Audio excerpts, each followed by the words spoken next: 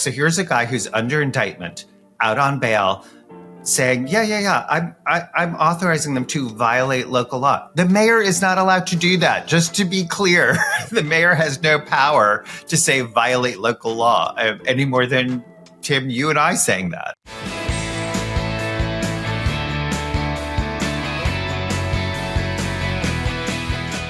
Hello and welcome to the Bulwark Podcast. I'm your host, Tim Miller. Today is the 7th anniversary of the Parkland tragedy. I hate that we only discuss these horrors in like the couple days after they happen and then move on. So more to come on that next week. But we've put a link to Fred Guttenberg's Orange Ribbons for Jamie charity in the show notes. Please go ahead and give him a little love and support and everybody else that was affected by that tragedy. But today we are jam-packed with news. And first, he's back already. We've got a lot of relevant news for him. It's Andrew Weissmann, former FBI general counsel, former Justice Department prosecutor, chief of the criminal division in the Eastern District of New York. He's now co-host of the MSNBC podcast Main Justice. He's got a newsletter on Substack. We got Weissmann. If only we had Alan Weiselberg, we could have the full panoply, right? Thank you for returning so soon. We're in a little bit of a pinch, and the news is just screaming for you, given what happened yesterday at DOJ. 6 senior Justice Department officials resigned rather than comply with the order to drop the Eric Adams investigation. They include basically the entire public corruption unit at DOJ. Who needs that? Plus Kevin Driscoll from the criminal division, and then most notably the U.S. attorney from the Southern District of New York, Danielle Sassoon. So what the fuck happened? Let's start there, Andrew. Okay, what do we know? We know that there was a meeting on last Friday with Danielle Sassoon and her deputies. She was in charge of, and her office was in charge of, the criminal case against the mayor of the city of New York, Eric Adams. It was brought about 9 months ago. And the defense lawyers were there, and Emil Bove was there. He is the acting deputy attorney general. New York minute ago, he was one of the criminal defense lawyers for Donald Trump. So he is a placeholder for the Trump administration in that position. And he's going to become the number two to the number two when Tom Blanche becomes the deputy attorney general. His confirmation hearing is pending in the Senate right now. Todd Blanche. I'm sorry. Did I? I think I heard Tom, but it's Todd. That could be. It's a little sleep. So Todd Blanche. So there's various disputes as to what happened at that meeting. But Danielle Sassoon, the head of or now former head of the Southern District of New York, says essentially there was sort of laid out a quid pro quo of I will sort of enforce your immigration policy in exchange for your dismissing the case. That has been disputed by Eric Adams' defense counsel. Understandable, he would dispute it even if it happened. It's possible that there's just two different versions of what happened. More on that later. Yeah. Okay. That is then followed up by a directive from Emil Bove on Monday to the Southern District of New York saying you need to dismiss this case without prejudice. I'm not basing this on the facts or the law. I'm basing it on two things. One, the case was brought too close to the New York City primary. That's a bogus, absurd argument. It was brought 9 months before the primary, and there's zero DOJ rules about not bringing a case within 9 months of a primary. So that's just a fictitious reason. And it's important that you make that judgment, because it's like, why would you come up with that fictitious reason? Why not just go with the truth if it's what you're doing is real? The second reason was sort of saying the quiet part out loud, which we're used to, which was the criminal indictment is going to interfere with the mayor's ability to carry out Donald Trump's immigration policies. That seems to corroborate what Danielle Sassoon said happened on Friday. Notably, by the way, in her letter describing what happened, she says at that meeting, her deputies took notes, and Emil Bove at the end of the meeting said, don't take notes and confiscated them and took them.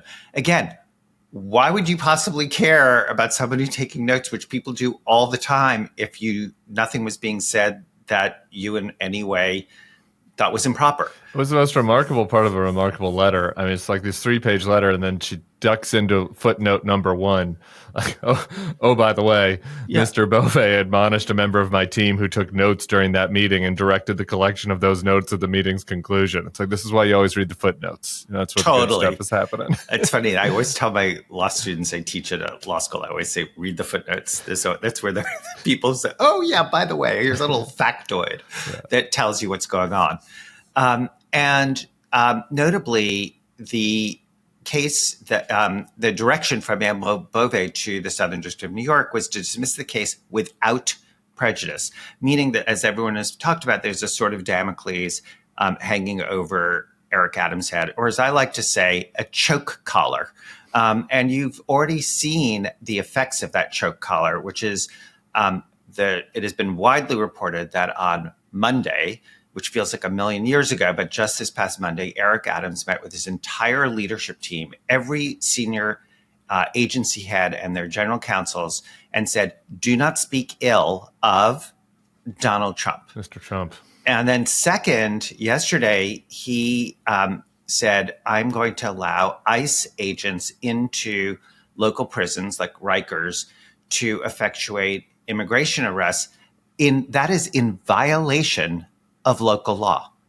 So I mean, it's just remarkable. So here's a guy who's under indictment, out on bail, saying, I'm authorizing them to violate local law. The mayor is not allowed to do that. Just to be clear, the mayor has no power to say violate local law any more than, Tim, you and I saying that. So there is now this standoff, because where we are right now is Danielle Sassoon has said, I am not doing this. I'm resigning, rather than carry out what she believed, and I can agree with her, is both an improper and arguably illegal order from Emil Bove. He then says, I'm moving the case. The prosecutors assigned to the case, I'm moving it from New York to Washington, D.C. to the public integrity section. Now, just to be clear, the criminal case is still pending in the Southern District of New York. He can't change that. The judge who has the case has the case. But it gets assigned to the public integrity section. And that's why, Tim, each person, like the Saturday Night Massacre, is saying no, no, no, no, no. So you have 6 people who have now resigned. I'm sure everyone at the Department of Justice is saying, I'm not answering my phone, because it could be Emil Bove saying, I want you to go to the Southern District of New York and do this. Could you explain that to me for kind of a novice on this? So why does somebody else have to take it up to close it, right? Like, why can't, I guess Trump could just pardon him. Could the DOJ? Why does it have to be a specific person within the DOJ to shut down the case? So there is a pending criminal case, and in order for that case to disappear from the docket, there needs to be a motion. That is, so somebody has to say discontinue it, and that has to have court approval. The court has limited authority to say no, but if it was shown to be an illegal order or for improper purposes, there are a number of things the judge could do. The most extreme would be he could hold a hearing to say, what happened here? I want to know if this is an illegal scheme. I think he should have a hearing. And here's the really extraordinary thing that he could do is he could say, no, I am not doing this. I think this is part of a quid pro quo. I don't think you have a valid basis to dismiss it. At that point, the prosecutors, the plaintiffs in the case, are saying, I'm not going forward, because Emil Bove is saying, I'm not doing it. So what could the judge do? He could appoint an independent team to prosecute the case. That has happened in a case called Donziger.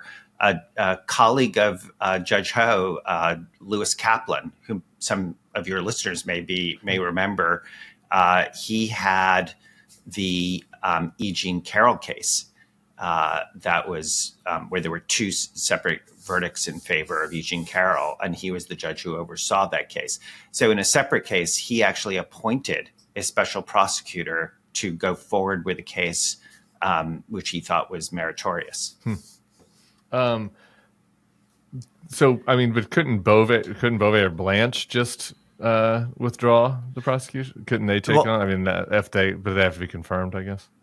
So let's assume that Emil can't find a prosecutor. He goes through thousands of people. Sure. But let's say he does it or he finds somebody to do it. And they go into court and they say, Judge Ho, we would like to withdraw this case. The judge does not have to agree to that. The judge could say, why? Why do you want to do this? And if the judge were to hold a hearing and conclude that there was an improper quid pro quo here, the judge would be, again, it's limited authority, but he'd be within his rights to say the court is not going to be a part of this, and then the case is not dismissed. So it's not a unilateral authority for the prosecutors to say we're not going forward. Got it. Okay. So much more to get into here. We have, as we're, I think, going to a lot during the next 4 years, have some heroes and villains morality plays. Let's talk about Danielle Sassoon for a second. She's not, she's not some deep state lib like Andrew Weissmann. She isn't. It's so funny. She will be, though, because she is going to be vilified the way Bill Barr is now viewed. Like, Bill Barr and Andrew Weissmann are now, it's like they're one and the same. It's like, why? Because we did something that Donald Trump doesn't like. Well, congrats. We can have one of those paintings, like one of those dumb dog poker paintings, and it'll be you and Bill Barr and, like McCabe and like all memorialized forever. Sassoon was appointed by Trump. She's a Federalist Society, longtime member. She clerked for Reagan appointee Judge Harvey Wilkinson on the Fourth Circuit. Then she clerked for Antonin Scalia, not exactly a squish. She was awarded the FBI Director's Award for Outstanding Criminal Investigation last year.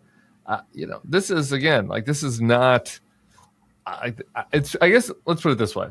It is noteworthy that she would do this given that background, right? Like, you could imagine, not to impugn your business there, Andrew, but you could imagine a prosecutor who likes the cameras, who maybe doesn't like Donald Trump and sees an opportunity here to be whatever.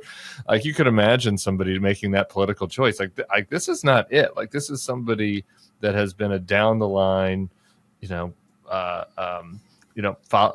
the book prosecutor who is appointed by and served for Republicans or conservative justices, just saying absolutely not 3 weeks after she was sworn back in. And that's pretty remarkable. It is, this is where, I hate to sound Pollyannish or naive or be on a soapbox, but what you are seeing at the Southern District of New York, at Main Justice in the Public Integrity Section, this is all on the heels of everything we're seeing at the FBI, right, which is also not a hotbed of the deep state. It is a conservative organization where the acting head of the FBI, Special Agent Driscoll, was also selected by Trump to lead that agency while they await the confirmation of Kash Patel. All of them have been pushing back. And that's where what I would tell you, and again, I don't mean to sound Pollyannish, but let's do it. Be Pollyannish. People act out of principle. All of these people, when I was in the department, they're policies you agree with and you disagree with. They're Democrats and Republicans that in the White House that come in all the time, and you're used to policy directives that you have to implement. And if you can't stomach it at all, you can leave. But it is so rare that you ever see a situation where prosecutors and agents are resisting because something they believe is illegal. The last time we saw this was Trump 1.0, right, when prosecutors resigned in the Roger Stone case. And I was so taken aback. It does not happen. And the only other time I can think of note is the Saturday Night Massacre. Yeah. Well, maybe part of the reason why it sounds Pollyannish and people are skeptical of all this is just because we've seen so little principle out of the political wing, right? And sitting in the morning newsletter I sat in this morning, and I wrote about the Kash Patel lies, and we talked about this earlier in the week with Carol Leonnig, just his bald-faced lies to senators about his involvement in that purge of the FBI that you referenced, right? And we see not a single Republican senator, not a single Republican elected official, not a single staffer who cares about federal law enforcement saying, no, like we should not confirm somebody that is going to lie to our face about the politicized manner in which he purged the FBI. Like we see none of it. And so the behavior of Sassoon and the other people that resigned just does stand in stark contrast to what we've seen from the political class. Absolutely. I mean, what you are seeing within the Department of Justice, including the FBI, is a sort of I am Spartacus moment where people are really standing up. And that is why Emil Bove has gone through six people who all say, I am not carrying out what has been described as a quid pro quo. Just really quick, so the Public Integrity Division, and there's got to be some long-term, at least short-term consequences to the fact that like the Public Corruption Unit is now emptied out. I mean, I don't know. It doesn't seem like Pam Bondi is going to be, quick to the draw to be replacing people in that division. You worked in the building. I'm just kind of wondering what kind of stuff will be going unmonitored now. Well, a friend of mine who is a white-collar defense lawyer said when Pam Bondi issued her first-day memos that this is the golden era for white-collar criminals. Yeah. That she basically was like, you know what, the Foreign Corrupt Practices Act, gone. The Foreign Agents Registration Act, gone. I mean, it's just her policies are really favorable for sort of rich white criminals and large corporations. And also corrupt black prominent black criminals as well. Public corruption cases, CEG, Eric Adams, and Rod Blagojevich, and foreign nation states, where the Foreign Election Interference Task Force and the Kleptocracy Unit and all of these things that were put in place to prevent foreign adversaries from acting here illegally all disbanded. Wild. I want to get into a little bit more to this Emil Bove. Is that really how you say his name? It's such a pretentious way to pronounce the name. I might just start pronouncing it Bove. I love it. For the rest of Let's go with it. That is my I am Spartacus moment. I'm just going to mispronounce his name intentionally going forward. He feels like he's emerged. Maybe we'll call you Timé. Timothy. He is emerging as kind of one of the main nefarious characters in Trump 2.0. Villains. Villain, sure. He was the one in the aforementioned Kash Patel in the whistleblower report. I mean, we're 3 weeks in. We're not even a full 4 weeks in, and he's already been in 2 whistleblower reports named specifically this one person. Right, the whistleblower in the Patel situation said that it was Emil Bove that was telling FBI agents that it was Stephen Miller and Kash Patel that were calling for the purge. And now we have Sassoon saying he was the one that's doing this quid pro quo allegedly with Eric Adams and telling people to kill their or confiscating the notes that were taken, because you're not supposed to take notes on a criminal conspiracy, as we know. By the way, he has admitted that. He has not denied that he did that. He has said, I did it because I was concerned about leaks. I'm not really sure how being concerned about leaks is dealt with by taking notes, because people can still talk. But just to be clear, he has not denied that he did that. Interesting. Muzzles, maybe look into muzzles. The other thing is, like, in his memo about rationalizing, ending the prosecution of Adams, he compares it to the Victor Boot prisoner swap, which is like an insane comparison, right? Because it's like, I'm criticizing the Biden administration for doing this deal for a Russian arms dealer in exchange for Brittany Griner. And so that gives me justification to do a quid pro quo, as if as if Eric Adams is the Russian person, is the Russian arms dealer in this analogy. So anyway, talk to us about this. Well, Danielle Sassoon brings that up. She says the analogy to the Victor Bout quid pro quo. She said, well, that's alarming because that was the White House. They're entitled to say, you know what? We'll give you this person, we'll give that person. You do a swap. That is not allowed in the criminal law to say you advance our policy agenda and we'll give you essentially, in effect, a pardon. Yeah. But, keep it hanging over your head to make sure that you're on this choke collar. I mean, she's just like that. That makes it even worse. And it's such a tell that Emil Bove in his direction has a footnote, to your point, look at the footnotes, that says, to be clear, this is not a quid pro quo. Like it just happens to be on his brain that, oh yeah, I need to make sure I say that I'm not doing this while I do it. Yeah, my "This is not a quid pro quo" shirt has people asking a lot of questions that are answered by my shirt. Is there anything else we should know about this guy? I mean, it's a pretty...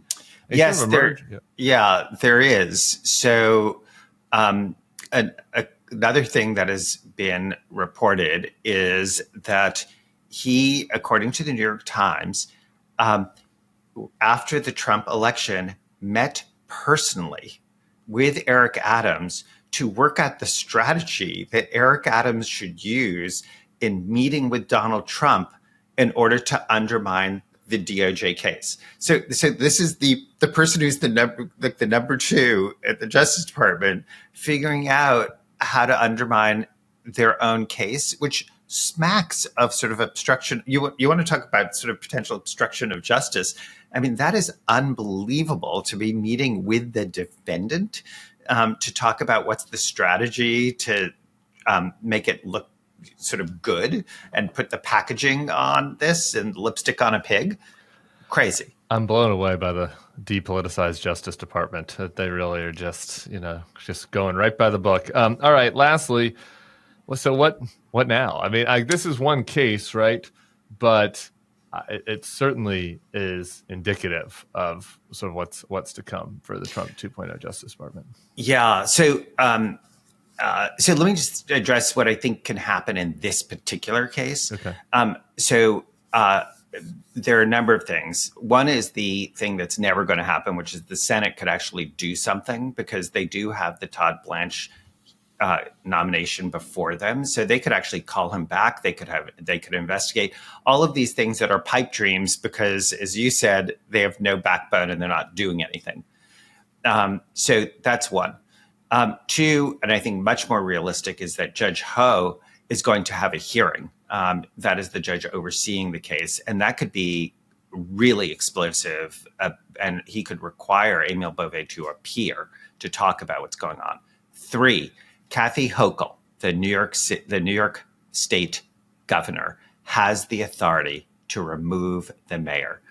I don't know how she doesn't exercise that at this point. Wow. I know that she is talking about, does that undermine democracy? But I think there's an equally good argument that when the mayor is so conflicted and has, as I said, this choke collar on, he is not representing the people who elected him. He is representing somebody who was not elected as mayor of New York, which is the president of the United States.